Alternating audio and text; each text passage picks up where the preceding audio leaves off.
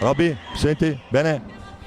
Siamo con Giovanni Cunegatti. Giovanni, l'hockey è così, 28 da giocare, finisce 2-1 Lodi, però vedo che hai in mano il premio di migliore, no? Perché quei tuoi minuti lì sono stati veramente, veramente interessanti. Hai parato la punizione prima compagno, che non è da poco.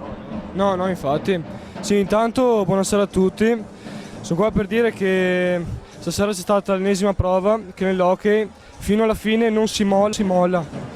Cioè, ovviamente abbiamo avuto molta sfortuna, però è così, può succedere. Ovviamente il campionato non è ancora finito, anzi non dobbiamo mollare perché è ancora lungo e se ci arrendiamo adesso è la fine, anzi ripartiamo da zero adesso. Questa sconfitta ci è servito molto. Sì, tutti uniti, i tifosi vi hanno sostenuto comunque fino alla fine, vi hanno salutato nonostante il risultato negativo.